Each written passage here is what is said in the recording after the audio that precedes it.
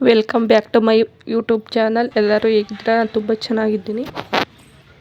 ಇವತ್ತು ನಮ್ಮ ಮನೆ ತಿಂಡಿಗೆ ದೋಸೆ ಮಾಡ್ತಾಯಿದ್ದೀನಿ. ದೋಸೆಗೆ ಆಲೂಗಡ್ಡೆ ಪಲ್ಯ ಯಾವ ಥರ ಮಾಡೋದು ನೋಡ್ಕೊಬರೋಣ ಬನ್ನಿ. ಎಲ್ಲರ ಮನೆಗೂ ಯಾವ ಥರ ಮಾಡ್ತಾರೋ ನಾನು ಅದೇ ಥರನೇ ಮಾಡೋದು.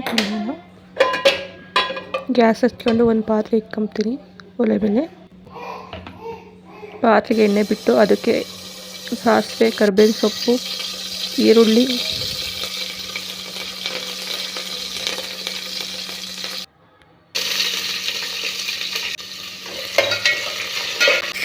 ಫ್ರೈ ಆದಮೇಲೆ ಆಲೂಗಡ್ಡೆ ಹಾಕಿ ಚೆನ್ನಾಗಿ ಫ್ರೈ ಮಾಡ್ಕೊಳ್ತೀವಿ.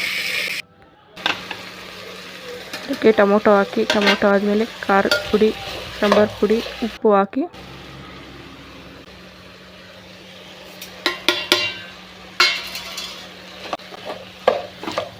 ಲಾಸ್ಟಿಗೆ ಕೊತ್ತಂಬರಿ ಸೊಪ್ಪು, ಕಾಯಿ ಹಾಕಿ ತಕ್ಷಣ ಬೇಯಿಸಿರೆ ಆಲೂಗಡ್ಡೆ ಪಲ್ಯ ರೆಡಿ.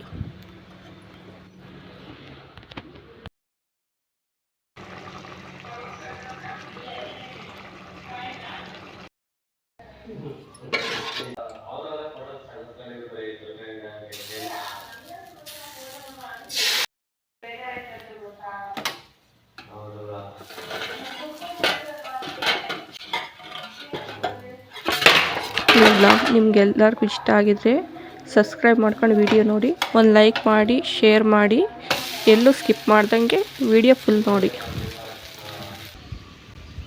ಈ ವಿಡಿಯೋನ ಇಲ್ಲಿಗೆ ಎಂಡ್ ಮಾಡ್ತಾಯಿದ್ದೀನಿ.